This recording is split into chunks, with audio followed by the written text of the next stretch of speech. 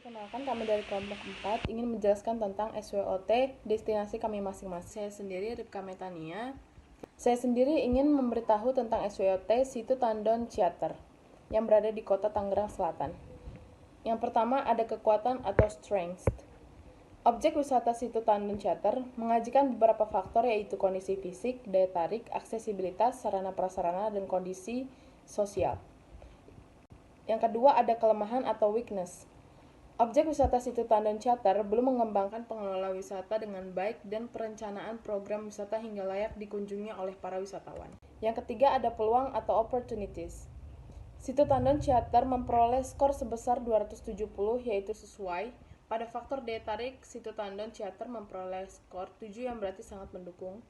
Faktor sosial ekonomi Situ Tandon Ciater memperoleh skor 15 yang berarti mendukung. Jumlah akhir pada penilaian seluruh faktor di Situ Tandon Ciater adalah 314, yang berarti bahwa Situ Tandon layak dan sangat mendukung untuk menjadi daerah tujuan wisata di kota Tangerang Selatan.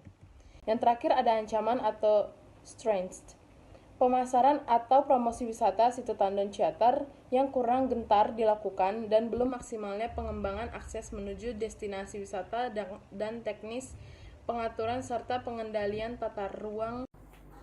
Assalamualaikum warahmatullahi wabarakatuh. Perkenalkan, nama saya Febri Fatima Zahra dengan NPM 23404516043.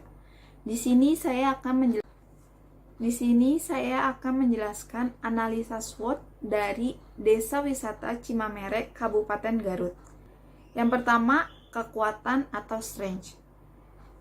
Di Desa Cimamere, faktor tempat rekreasi, daya tarik objek wisata yang dikembangkan di Desa Cimamere sangat menarik, dengan peninggalan prasejarah Pasir Lulumpang dan pemakaman Haji Hasan Arif. Sangat bermanfaat untuk menambah pengetahuan sejarah bagi wisatawan yang berkunjung. Selain itu juga didukung dengan adanya Rawa Ranca Gabus sebagai tempat rekreasi atau wisata air. Yang kedua ada kelemahan atau weakness.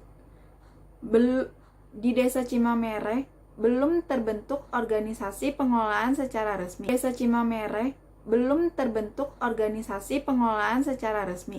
Saat ini hanya ada Bapak Iin selaku penjaga atau kuncen dan belum tersedia sarana perawatan, sehingga dibutuhkan pembangunan sarana perawatan dan pelayanan bagi para pengunjung apabila dibutuhkan secara mendadak. Yang ketiga, peluang atau opportunities.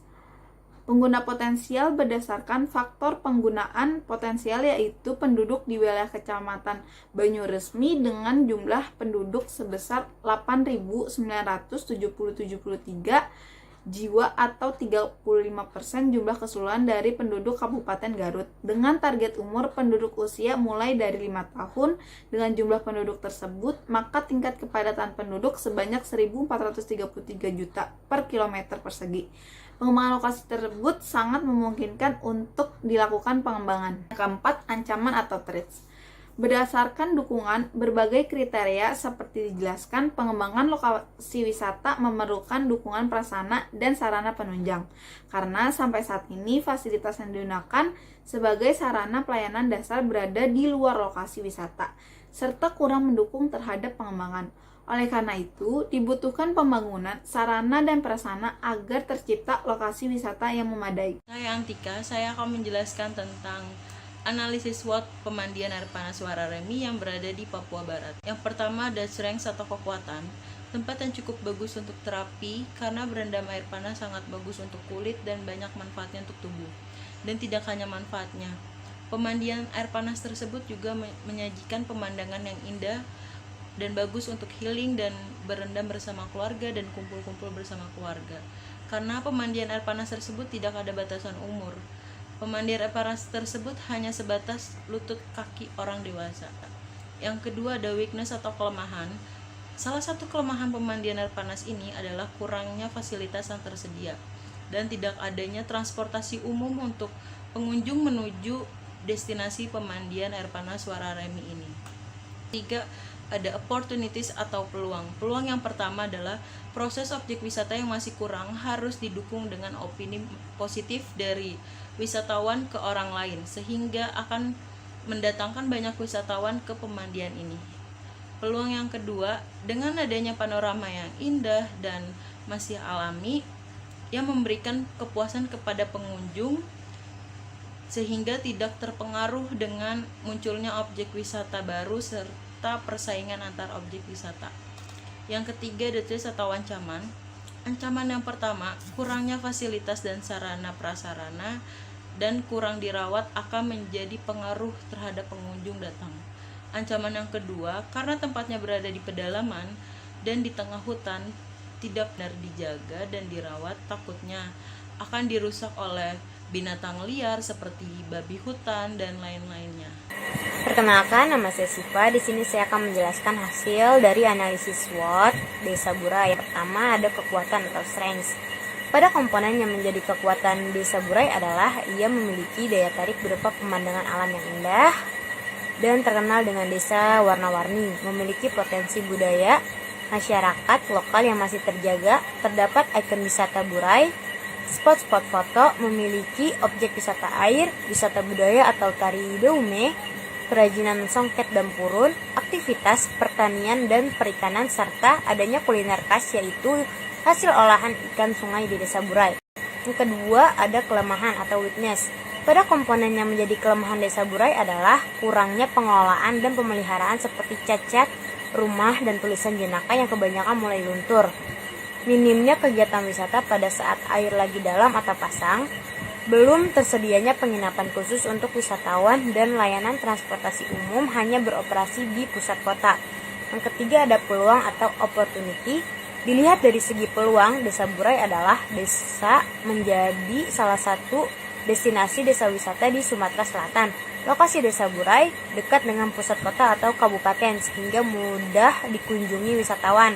Tingginya peran serta masyarakat dalam mengelola desa wisata dan dapat menciptakan lapangan pekerjaan untuk masyarakat Desa Burai dari usaha masyarakat. Ancaman atau threats.